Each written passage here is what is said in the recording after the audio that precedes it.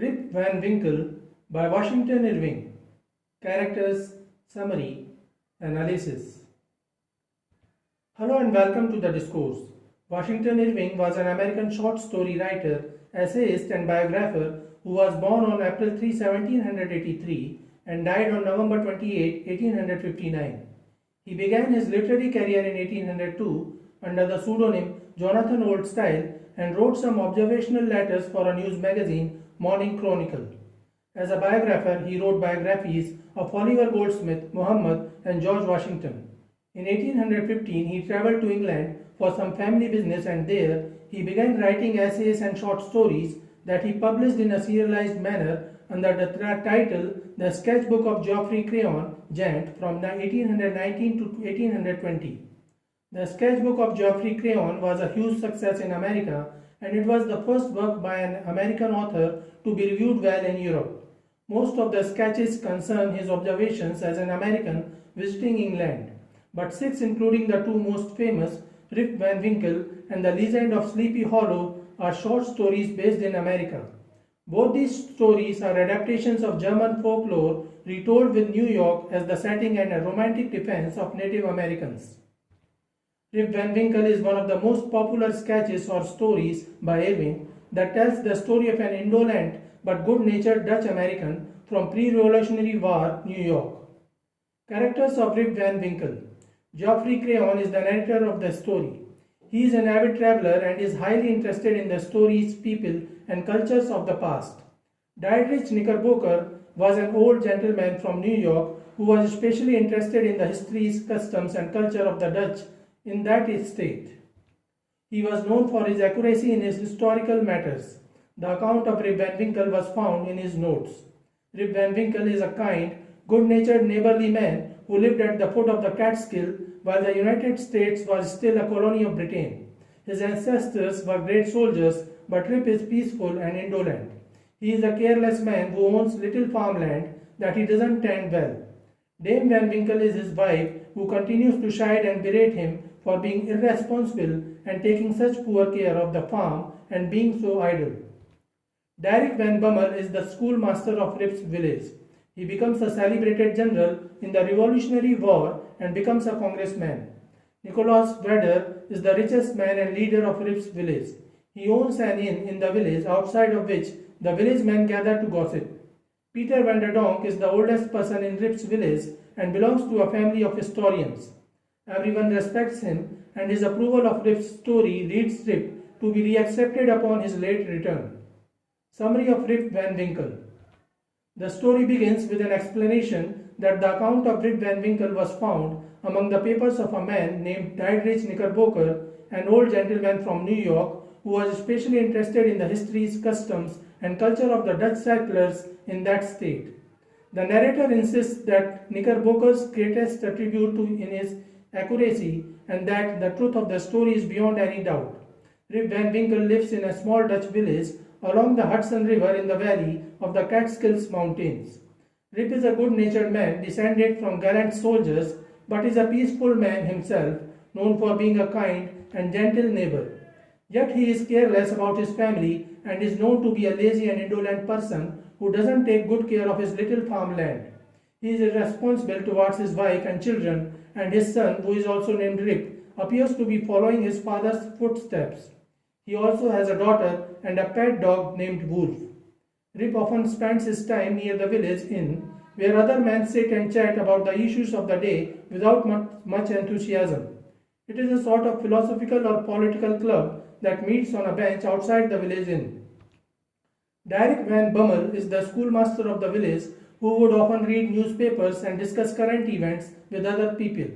Nicholas Vedder owns the inn, and he is the most influential and rich person in the village. He doesn't speak much but makes his opinions clear based on how he smokes his pipe. Rip Van Winkle is liked by this group of people, but his wife Dame Van Winkle continues to berate them for having a bad influence over Rip. Rip owns a little farmland that doesn't offer much produce. He doesn't care of the soil, which is continuously depleting. Dame continues to shout at Rip, trying to force him to be more responsible, but he is indifferent. One day, he goes into the wilderness with his dog to hunt squirrels. After a while, he decides to rest under a tree. While he is resting, he sees a strange man dressed in old-fashioned Dutch clothes, climbing the hill toward Rip and lugging a keg on his shoulder. The stranger asks for Rip's help, who gleefully helps him. The stranger invites him into a ravine, into a hollow, and he follows. In the hollow, Rip sees more strange-looking men who are playing ninepins, some old kind of ball game. The strange-looking men get startled by Rip's presence, but the stranger whom he accompanied tells them how Rip helped him. He then offers some drink to Rip from his keg, and Rip drinks cheerfully. After more than a few drinks, he falls asleep. When he wakes up in the morning, he is anxious about what Dame Van Winkle will say about his late return. He reaches for his gun but finds that it is now rusty and worm-eaten. Perhaps the man tricked him and replaced his gun. Wolf also is gone and does not respond to Van Winkle's calls. He gets up and feels quite stiff. When he tries to retrace his steps, the ravine appears to have become an impenetrable wall of rock, and some of the natural features of the area have changed.